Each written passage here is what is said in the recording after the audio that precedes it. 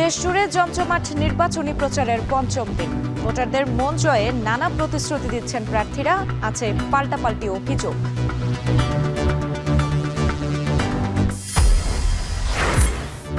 এবার দক্ষিণ পশ্চিমাঞ্চলে নির্বাচনী প্রচারে জামায়াত আমির ডক্টর শফিকুর রহমান কিছুক্ষণের মধ্যেই যোগ দিবেন কুষ্টিয়ার জনসভায়, এরপর যাবেন মেহেরপুর, চুয়াডাঙ্গায়। জুলাই আন্দোলনে চাংখারপুলে আনাস সহ ৬ জনকে হত্যা মামলার রায় আজ। ৮ আসামির মধ্যে সাবেক ডিএমপি কমিশনার হাবিবুর সহ পলাতক ৪।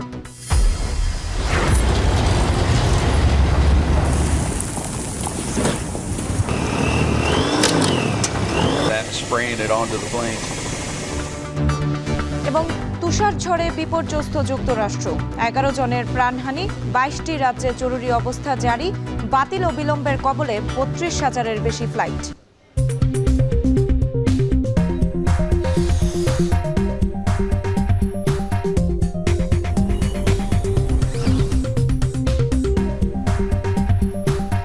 দর্শক শুনছিলেন শিরোনাম, স্বাগত এখন ঢাকায়। পুরো আয়োজন জুড়ে সঙ্গে আছি আমি সুমাইরাত্রি।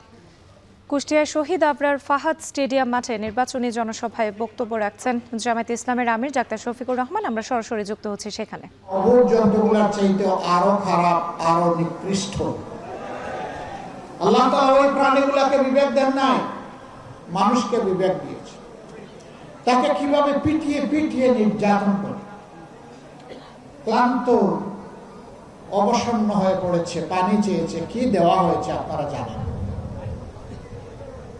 আমরা দোয়া করি আবরার ফাহাদ বিদায় নিয়েছে, বাংলাদেশের প্রত্যেকটি যুবক যুবতী যেন একজন আবরার ফাহাদ হয়ে যায়। আধিপত্যবাদীরা তাদের অপকর্মের বিরুদ্ধে বাংলাদেশে কেউ আওয়াজ তুলুক, এটা পছন্দ করে না। তবে ২৪-এর দ্রোহ প্রমাণ করে দিয়েছে বাংলাদেশের দামাল ছেলেরা আল্লাহ ছাড়া কাউকে পরোয়া করে না। এটি একটি স্বাধীন দেশের জন্য বিশাল শক্তির ব্যাপার, যাদের নেতৃত্বে জাতি ২৪-এর লড়াইয়ে অংশগ্রহণ করে মুক্তি পেয়েছে। আমি ২৪-এর সকল যোদ্ধা, সকল শহীদের প্রতি গভীর শ্রদ্ধা নিবেদন করছি। তাদেরই একজন যে আল্লাহ ছাড়া কাউকে কোন বিষয় পরোয়া করত না, তাকে অত্যন্ত নির্মমভাবে ডিসেম্বরের ১২ তারিখ স্পষ্ট দিবালোকে জুমার পর সে তার কার্যালয়ে যাচ্ছিল অথবা এলাকায় যাচ্ছে, সঙ্গে তার আপন ভাই ঠান্ডা মাথায় গুলি করে তাকে দুনিয়া থেকে বিদায় করে দেওয়া হয়েছে। হ্যাঁ, এক ফাহাদকে বিদায় করেছে, এক আবরারকে বিদায় করেছে, এক আবু সাইদকে বিদায় করেছে, কিন্তু মনে রাখবা একটা বিপ্লবী হাজার নয়, লক্ষ নয়, কোটি বিপ্লবীর দুনিয়ায় জন্ম দিয়ে তারা বিদায় নিয়েছে। আজ আমি এখানে দাঁড়িয়েছি আমার ওই মায়ের পক্ষে কথা বলতে, যে মা তার সন্তান হারিয়েছেন, অত্যন্ত নির্মমভাবে সন্তানকে খুন করা হয়েছে। এই মায়েদের দুয়ারে আমি হাজির হওয়ার চেষ্টা করেছি, সব জায়গায় যেতে পারি নাই, বেশিরভাগ জায়গায় যাওয়ার চেষ্টা করেছি। আমি মায়েদের মুখে চোখের পানি দেখি নাই, আমি তাদের মুখে, তাদের চোখের কোণায় আমি রক্ত দেখেছি, তার সন্তানের রক্ত। এটি চোখের পানি ছিল না, এটা ছিল সন্তানের রক্ত। ওই সমস্ত বোনদের চোখের কোণে আমি পানি দেখেছি যারা অল্প বয়সে স্বামীকে হারিয়েছে, জালিম তাদের বুক থেকে কেড়ে নিয়েছে। অবশ্য শিশুদের যখন কুলে নিয়েছি, আমরাও শিশুদের সাথে একসাথে কান্নায় ভেঙে পড়েছি।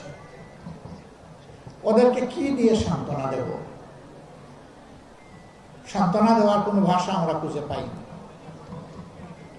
সারা বাংলার সকল জনপদের একই মানচিত্র।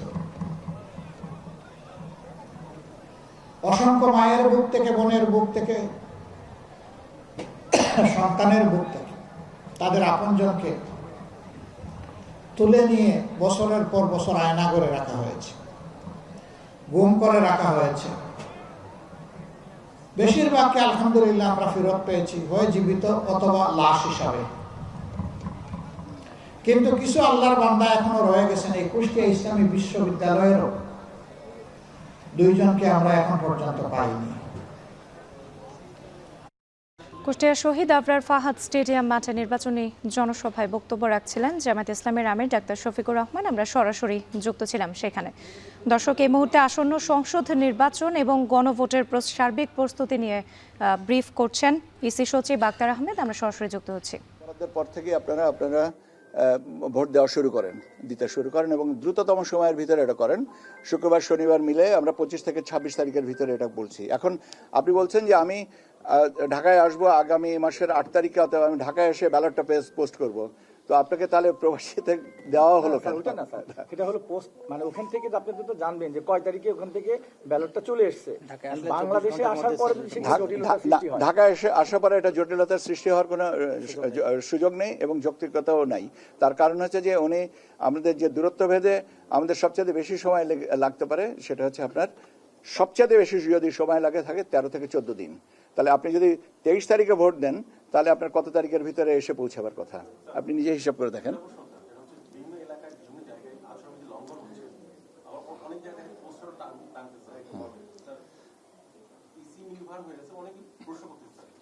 আচ্ছা, আমি আচরণবিধির ব্যাপারে বলেন।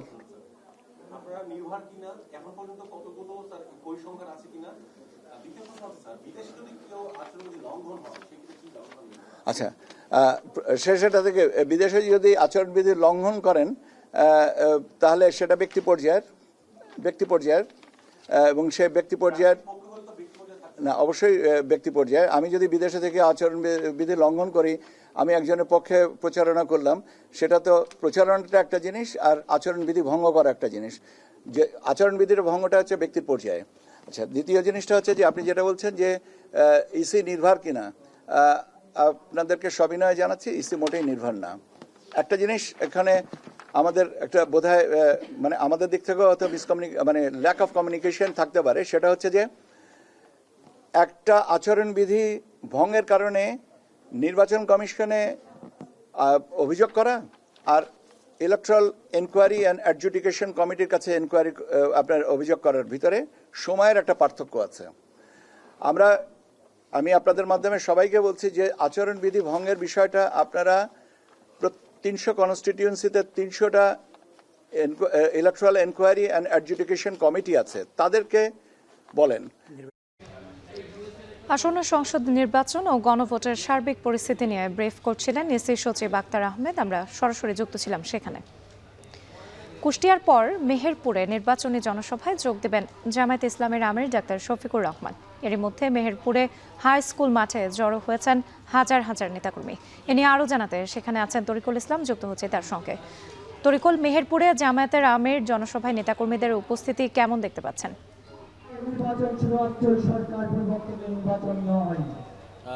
এখানে সকাল থেকে নেতাকর্মীদের উপস্থিতি আসলে বলা চলে উল্লেখযোগ্য পরিমাণে রয়েছেন এবং হাজার হাজার নেতাকর্মীরা এই উচ্চ বিদ্যালয়ে যে মাঠ রয়েছে মেহেরপুর, সেখানে কিন্তু উপস্থিত হয়েছেন এবং তারা এখানে এসে স্লোগান দিয়ে মাঠটি কানায় কানায় আসলে পূর্ণ করে দিয়েছেন।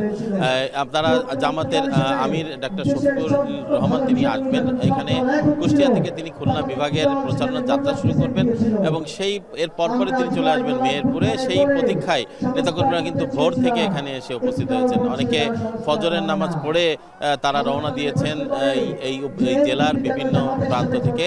অর্থাৎ এই জেলায় 2টো আসন রয়েছে, নির্বাচনী আসন সদর এবং গাংনী, যে 2টো আসন রয়েছে। এখানকার প্রায় 6 লাখ ভোটার এই 2টো আসনে রয়েছে। তো আমরা এখানে এসে দেখেছি যে নেতাকর্মীরা তাদের নেতাকে দেখার জন্য, দলের প্রধানকে দেখার জন্য অধীর আগ্রহে অপেক্ষা করছেন, তিনি কি বক্তৃতা দেন এবং আগামী 12 তারিখে যে নির্বাচন, 12ই ফেব্রুয়ারি, সেই নির্বাচনে কি দিক নির্দেশনা নেতাকর্মীদের এবং এখানকার মানুষের উন্নয়নের জন্য তিনি কি নির্দেশনা দিবেন সেই বিষয়টির জন্য তারা অধীর আগ্রহে অপেক্ষা করছেন। আমরা দেখছি মঞ্চে এখানকার জেলার বিভিন্ন পর্যায়ের এবং জোটের যে নেতাকর্মীরা রয়েছেন তারা একে একে বক্তৃতা দিচ্ছেন এবং এই বক্তৃতার তারা এই অঞ্চলে যে অবহেলিত, এই অঞ্চলে যে উন্নয়ন হয়নি, এই অঞ্চলের মানুষের ভোটের অধিকার নিয়ে যে ছিনিমিনি খেলা হয়েছে বা ওদের ভোটের অধিকার নিয়ে প্রতারণা করা হয়েছে সেই বিষয়ে তারা আসলে তুলে ধরছেন।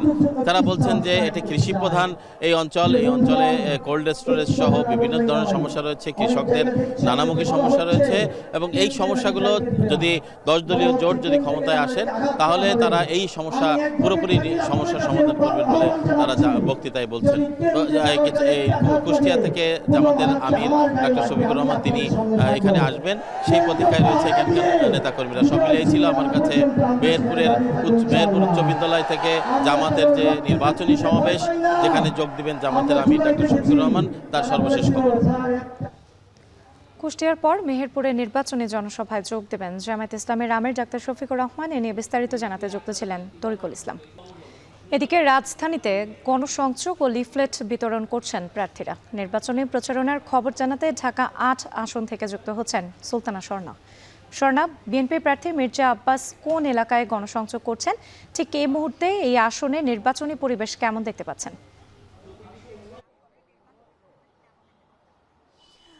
রাত্রি আমরা বর্তমানে অবস্থান করছি ঢাকা 8 আসনে এবং এখানে বাংলা মোটরের যে বিআইডব্লিউটিসি এর কার্যালয়টি রয়েছে সেখানে কিন্তু একটি পথসভা বা একটি উঠান বৈঠকের কিন্তু আয়োজন করা হয়েছে এবং তার পাশাপাশি কিন্তু বিএনপির পক্ষ থেকে এবং বিআইডব্লিউটিসির যে এমপ্লয়িজ ইউনিয়ন রয়েছে তাদের পক্ষ থেকে একটি আয়োজন করা হয়েছে। সেখানে মির্জা আব্বাস অর্থাৎ ঢাকা 8 এর যিনি বিএনপির পক্ষ থেকে পদপ্রার্থী রয়েছেন তিনি কিন্তু আসবেন বলে আমাদেরকে জানানো হয়েছে, তবে এখনও তিনি এসে পৌঁছাননি প্রথমত।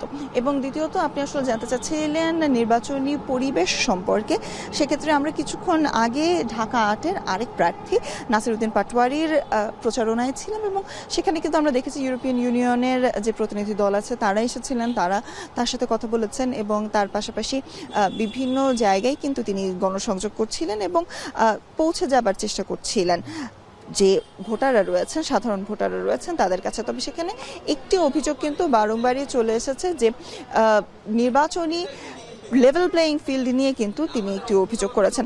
তবে তার পাশাপাশি আসলে জানিয়ে রাখতে চাই যে উঠান বৈঠকগুলো চলছে কিংবা যে প্রচারণাগুলো চলছে সেখানে কিন্তু একটি বড় অংশ জুড়ে নির্বাচনী দলীয় ইশতেহারের পাশাপাশি কিন্তু গুরুত্ব পাচ্ছে গণভোটের যে বিষয়টি রয়েছে সেই গণভোটের বিষয়টি এবং গণভোটে হ্যাঁ এবং না ভোট দিলে কি সুবিধা হবে বা কি পরিবর্তন আসবে সেটি নিয়ে কিন্তু অবগত করা হচ্ছে সাধারণ যে ভোটার রয়েছেন তাদেরকে। আজ দিনব্যাপী আমরা থাকছি বিভিন্ন প্রচারণায়, রাত্রি হয়তো পরবর্তীতে যুক্ত হয়ে আরো বিস্তারিত জানতে পারবো। ঢাকা 8 আসনের প্রচারণার খবর জানাচ্ছিলেন সুলতানা স্বর্ণা। দিনাজপুরের সীমান্তবর্তী উপজেলা হিলিতে নির্বাচনী প্রচার চালাচ্ছেন বিএনপির স্থায়ী কমিটির সদস্য ও দিনাজপুর 6 আসনে বিএনপির প্রার্থী ডাক্তার AZM জাহিদ হোসেন। এ নিয়ে বিস্তারিত জানাতে হিলি থেকে যুক্ত হচ্ছেন আমাদের সঙ্গে সোহেল রানা। সোহেল, আপনার কাছে জানতে চাই হিলিতে এই মুহূর্তে নির্বাচনী প্রচারণা কেমন দেখতে পাচ্ছেন এবং বিএনপির প্রার্থী ডাক্তার AZM জাহিদ হোসেন গণসংযোগে প্রস্তুতি কি নিয়েছেন?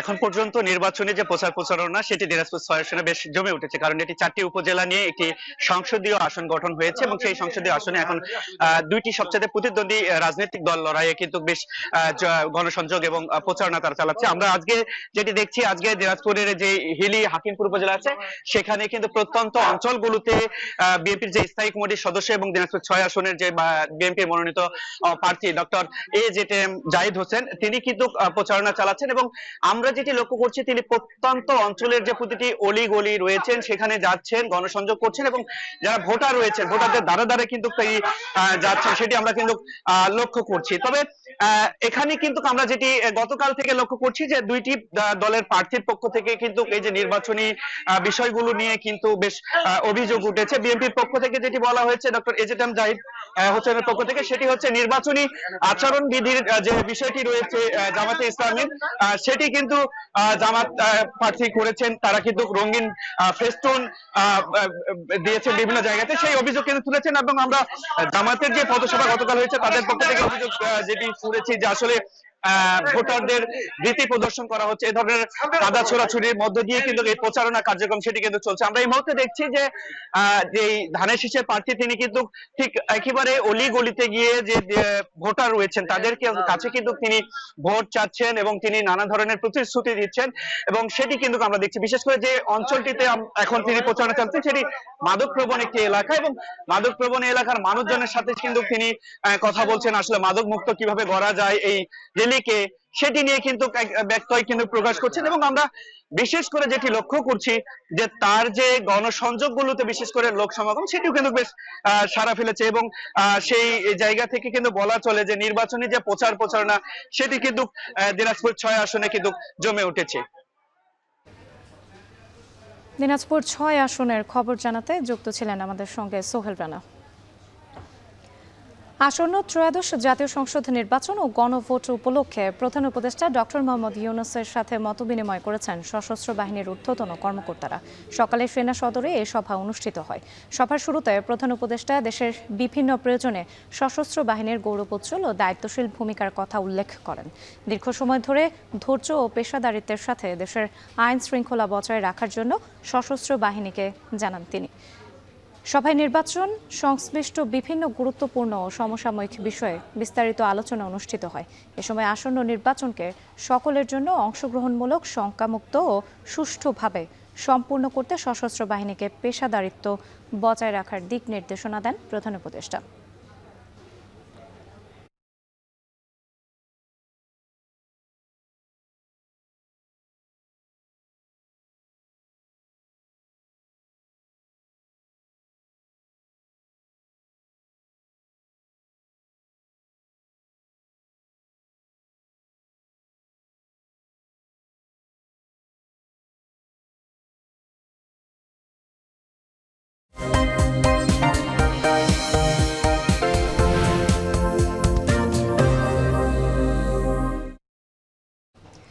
দেশের দক্ষিণ পূর্বাঞ্চলের জেলা ফেনীতে চলছে জমজমাট ভোটের প্রচারণা। প্রার্থীরা নানা প্রতিশ্রুতি নিয়ে হাট বাজার থেকে শুরু করে নানা জনসমাগম স্থানে মুখোমুখি হচ্ছেন ভোটারের।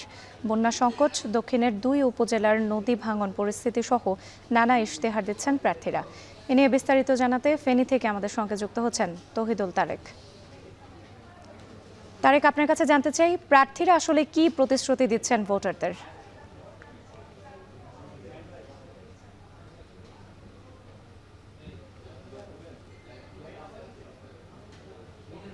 পূর্বাঞ্চলীয় শহর ফেনী এবং এই দেশ যে রেমিটেন্স যোদ্ধাদের যে অর্থনৈতিক চাকায় সচল থাকে, সেই রেমিটেন্স যোদ্ধাদের বড় একটি অংশ কিন্তু এই ফেনী জেলার বাসিন্দা। আমরা অবস্থান করছি এই জেলাতে ত্রয়োদশ জাতীয় সংসদ নির্বাচনকে সামনে রেখে। এই জেলার 3টি আসন থেকে প্রতিদ্বন্দ্বিতা করছেন প্রায় 26 জন প্রার্থী। আমাদের সাথে এই মুহূর্তে উপস্থিত আছেন এই জেলায় যিনি আমাদের প্রতিনিধি রয়েছেন এখন টিভির, তার সাথে আমরা কথা বলবো। ডালিম ভাই, শুরুতে একটু জানতে চাইবো যে এই নির্বাচন তো সামনে চলে এসছে, একটা নির্বাচনী আমেজ তৈরি হয়েছে এবং গতকাল কিন্তু বিএনপির চেয়ারম্যান তারেক রহমান এখানে জনসভা করে গেছেন। একটু জানতে চাইবো যে নির্বাচনকে সামনে রেখে এই এলাকার যে ভোটাররা রয়েছে এই জেলার, তাদের দাবিগুলো কি থাকছে এবং প্রার্থীরা আসলে কোন প্রতিশ্রুতিগুলো টার্গেট করছে ভোটারদের উদ্বুদ্ধ করার জন্য? তারেক, ফেনীতে মোট 6টি উপজেলা রয়েছে। 6টি উপজেলায় 3টি সংসদীয় আসন। এই 3টি সংসদীয় আসনে প্রায় 13 লাখের বেশি ভোটার রয়েছে। আর এই সামনের যে সংসদ নির্বাচন, এই সংসদ নির্বাচনকে ঘিরে এখানকার কিন্তু 26 জন প্রার্থী নির্বাচন করছেন। তারা কিন্তু ইতিমধ্যে ভোটের যে আমেজ সেটি তাদের মধ্যে দেখা যাচ্ছে। অপরদিকে যারা ভোট দিবেন তারাও কিন্তু বিভিন্ন ধরনের প্রতিশ্রুতি তাদের প্রার্থীদের কাছে চাচ্ছেন। মোটা দাগে ফেনীর যে মানুষ রয়েছে তাদের যে চাহিদাগুলো রয়েছে সেক্ষেত্রে প্রথম এবং প্রাধান্য পাচ্ছে সেটি হচ্ছে যে ফেনীর উত্তরের যে 3 উপজেলা ফুলগাজী, পরশুরাম এবং ছাগলনাইয়া এবং সেখানকার যে মুহুরী নদী রয়েছে, মুহুরী নদীর যে বাঁধ সেটি সংস্কার এবং দীর্ঘদিনের যে বন্যা সমস্যা সেটি সমস্যার নিরসন করা। আপনি জানেন যে 2024 সালে ফেনীতে যে ভয়ঙ্কর বন্যা হয়েছিল সেটির প্রভাব কিন্তু সারা বাংলাদেশেই পড়েছে এবং ফেনী জেলাতেই সেটির ক্ষতির যে সংখ্যা সেটি 2,500 কোটি টাকার বেশি এবং 30 জনের মানুষ কিন্তু প্রাণ হারিয়েছে। এখানকার মানুষ কিন্তু সেই সমস্যার কিন্তু একটি স্থায়ী সমাধান চান। কোনো ধরনের টেকসই যে সমাধান সেই সমস্যার যে সমাধান সেটির দিকে তারা যেতে চান। এছাড়াও ফেনীর মানুষের দীর্ঘদিনের দাবি, ফেনী কিন্তু প্রবাসী আয়ে সমৃদ্ধ একটি জেলা, এখানকার মানুষ দীর্ঘদিন ধরে চাচ্ছেন যে একটি মেডিকেল কলেজ, সেটি কিন্তু ফেনীর মানুষের স্বপ্ন। গতকাল তারেক রহমান ফেনী পাইলট হাই স্কুলের মাঠে যে সমাবেশ করেছিলেন সেখানে কিন্তু তিনি প্রতিশ্রুতি দিয়েছেন তার সরকার যদি গঠন হয় তাহলে ফেনীতে একটি মেডিকেল কলেজ তারা করবেন। এছাড়াও একটি পাবলিক বিশ্ববিদ্যালয়ের স্বপ্ন এখানকার ছাত্র শিক্ষার্থীদের রয়েছে। আমরা এখন ফেনী সরকারি কলেজের রয়েছি, এইখানকার শিক্ষার্থীরাও চান যে একটি পাবলিক বিশ্ববিদ্যালয় ফেনীতে হোক এবং এখানকার শিক্ষার্থীরা যাতে সেখানে অংশগ্রহণ করতে পারে। এছাড়াও ফেনী শহরের যে লালপুলে একটি ওভারপাস এখানকার মানুষের দীর্ঘদিনের চাহিদা এবং ফেনী শহরের ভেতরে যে রেলগেট। রাজধানীর চাংখারপুলে শিক্ষার্থী আনাস সহ 6 জনকে হত্যা মামলার রায় ঘোষণা চলছে। এ নিয়ে আরও জানাতে আন্তর্জাতিক অপরাধ ট্রাইব্যুনাল থেকে যুক্ত হচ্ছেন জাহিদ হাসান। জাহিদ, রায় ট্রাইব্যুনাল কি পর্যবেক্ষণ দিচ্ছেন, বিস্তারিত জানতে চাই আপনার কাছ থেকে।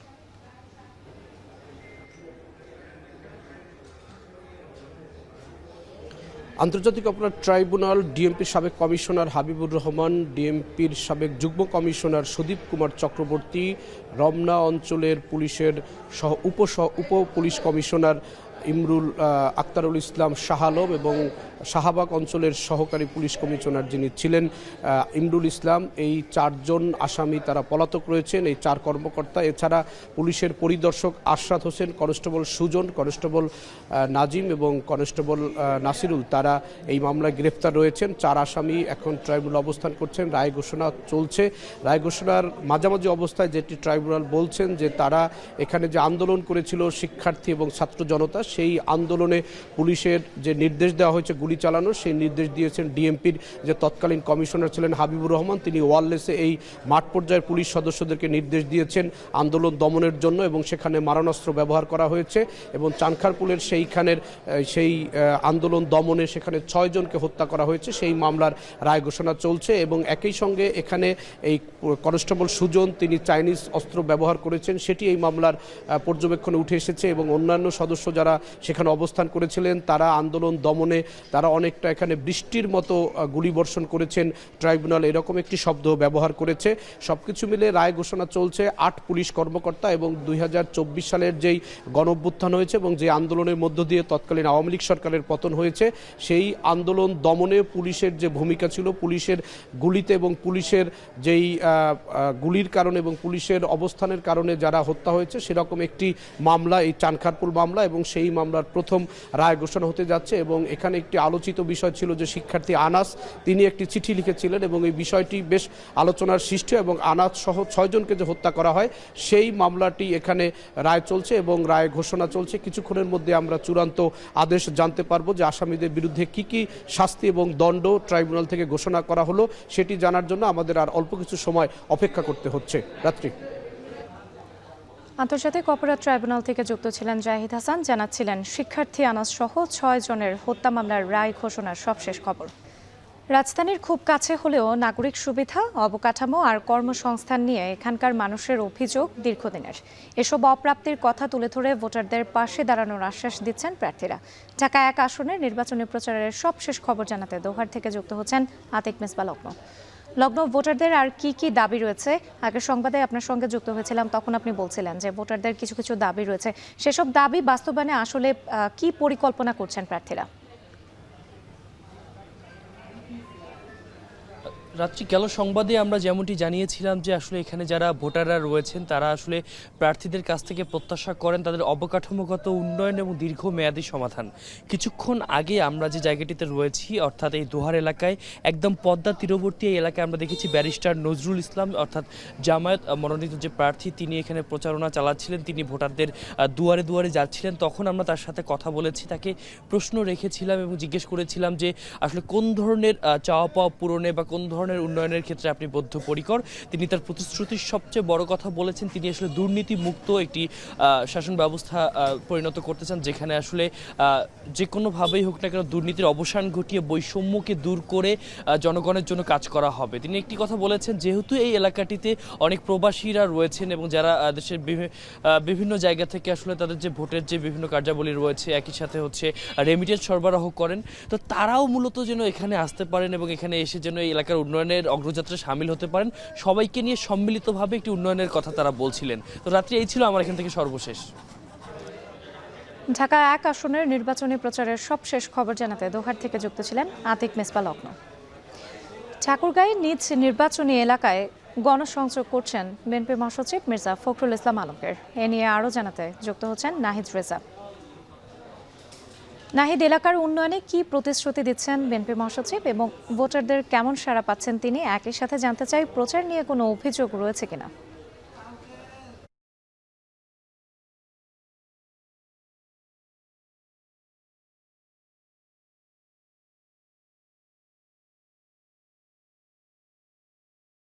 সদর উপজেলার বেগুনবাড়ি ইউনিয়নে এখানে কিছুক্ষণ আগেই কিন্তু যে বিএনপির মহাসচিব রয়েছেন ঠাকুরগাঁও 1 আসন কাউন্সিলর প্রার্থী মির্জা ফখরুল ইসলাম আলমগীর তিনি কিন্তু এখানে গণসংযোগ করেছেন। এর আগেও তিনি এই একই ইউনিয়নে আরেকটি স্থানে কিন্তু গণসংযোগ করেছেন, এমনকি এই গণসংযোগে তিনি এসে ভোটারদের দ্বারে দ্বারে যাচ্ছেন, ভোটারদের সঙ্গে কথা বলছেন এবং ভোটারদের যে প্রতিশ্রুতি তিনি দিচ্ছেন যে যদি আগামী নির্বাচনে ধানের শীষে তারা বিজয়ী হয় সেক্ষেত্রে এই এলাকার মানুষের কর্মসংস্থানের যে বিষয়টি রয়েছে এই বিষয়টা বিশেষ করে গুরুত্ব দিবেন। এবং আপনি যে বিষয়টি বলছেন অভিযোগের কথা, এখন পর্যন্ত আমরা এমন কোনো অভিযোগের বিষয়ে আমরা তারা জানতে পারিনি বা তিনি আমাদেরকে জানাননি। এবং আমরা যে বিষয়টি লক্ষ্য করেছি তিনি এই গণসংযোগগুলোতে এসেছেন এবং পথসভা যেগুলো করছেন সেগুলোতে এসে ভোটারদের কাছে যাচ্ছেন এবং কি ভোটারদের সঙ্গে নিজেই কথা বলছেন, সেই সাথে ভোটারদের বিভিন্ন সমস্যা তারা শুনছেন এবং কি অনেক ভোটার আছে আমরা অনেকের সঙ্গে কথা বলছি, তারা যে বিষয়টি বলছেন যে ঠাকুরগাঁয়ে যারা আছে তাদের যে কর্মসংস্থানের বিষয়টি রয়েছে শিক্ষাখাত থেকে শুরু করে এবং কি এখানে যে আধুনিক সদর হাসপাতাল রয়েছে, একটি মেডিকেল কলেজ থেকে শুরু করে বিমানবন্দর, প্রতিটি বিষয় কিন্তু যে প্রার্থী রয়েছে তার কাছে তুলে ধরছেন, তাদের দাবি ধরছেন। এবং যে বিএনপির মহাসচিব রয়েছেন যে 1 আসনের প্রার্থী তিনি যে বিষয়টি বলছেন যে যদি ধানের শীষ বিজয়ী হয় সেক্ষেত্রে ঠাকুরগাঁয়ের মানুষের উন্নয়নের ক্ষেত্রে ঠাকুরগাঁও স্বাস্থ্য থেকে শুরু করে বিমানবন্দর থেকে শুরু করে এক কথায় মানুষের উন্নয়নের যা প্রয়োজন তা ধানের শীষ বিজয় হলে তারা করবেন। এই ছিল এখন পর্যন্ত আমাদের প্রচারণার সর্বশেষ। ঠাকুরগাঁয়ে নিজ নির্বাচনী এলাকায় গণসংযোগ করছেন বিএনপি মহাসচিব মির্জা ফখরুল ইসলাম আলমগীর। আমরা যুক্ত ছিলাম নাহিদ রেজার সঙ্গে।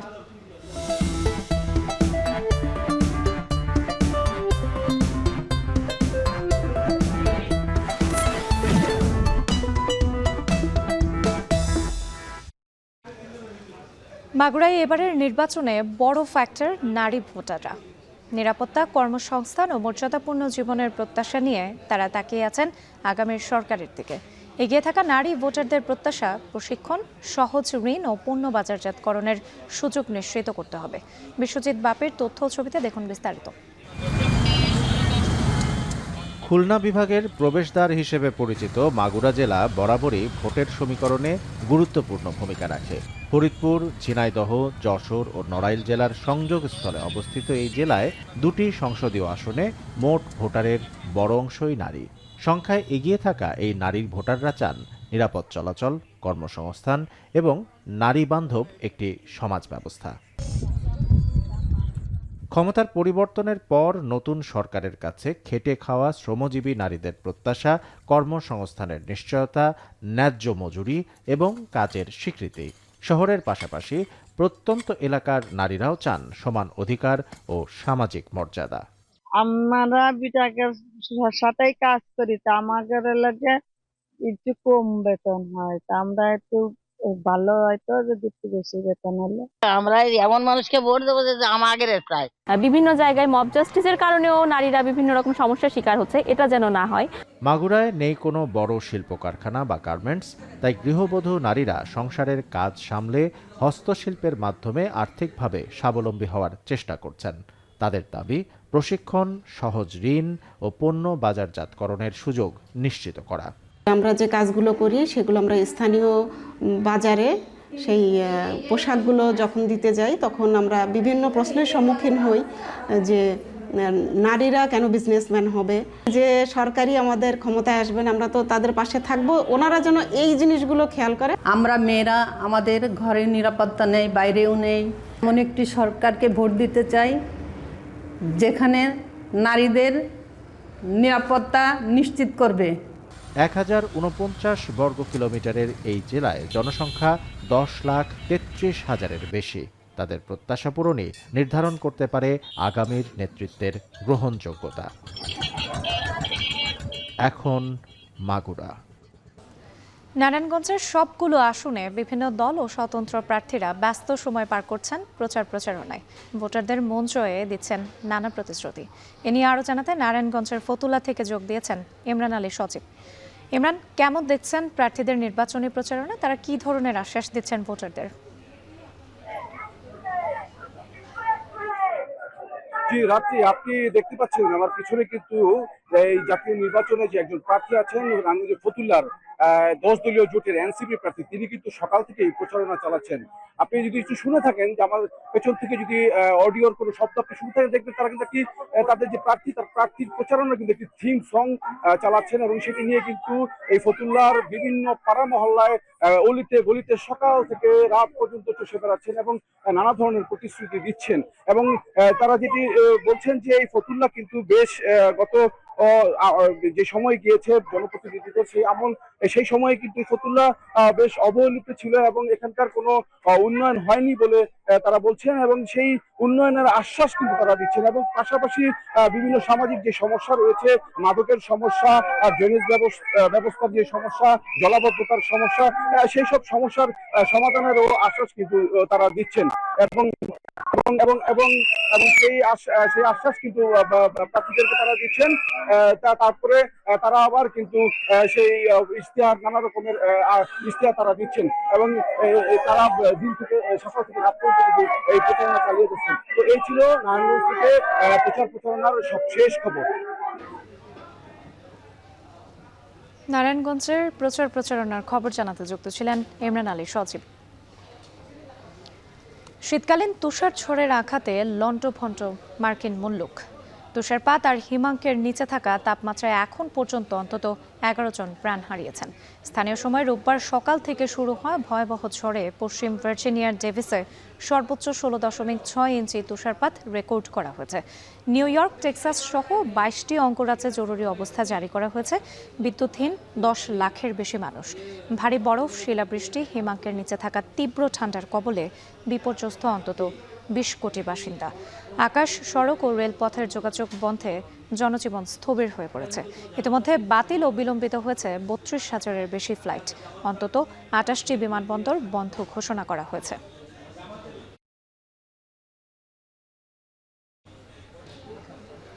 মধ্যরাতে দেশ ছেড়েছেন বিসিবির সভাপতি, এমন গুঞ্জনের সামাজিক যোগাযোগ মাধ্যম যখন সয়লাভ, তখন সকালে বিসিবিতে আম্পায়ারদের ট্রেনিং অনুষ্ঠানে যোগ দেন আমিনুল ইসলাম বুলবুল।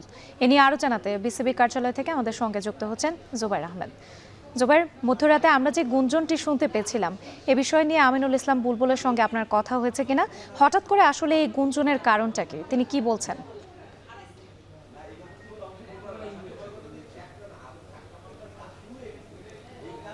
প্রথমে যেমনটা বললেন যে আমিনুল ইসলাম বুলবুল অস্ট্রেলিয়া যাননি, তিনি ঢাকাতেই আছেন এবং তিনি বর্তমানে বিসিবি কার্যালয়ে অবস্থান করছেন। আমিনুল ইসলাম বুলবুল একটা জিনিসই কেবল সাংবাদিকদের সঙ্গে কিছুটা খুনসুটি করে বলেছিলেন যে আমি কি দেশের বাইরে, আমি তো দেশেই আছি।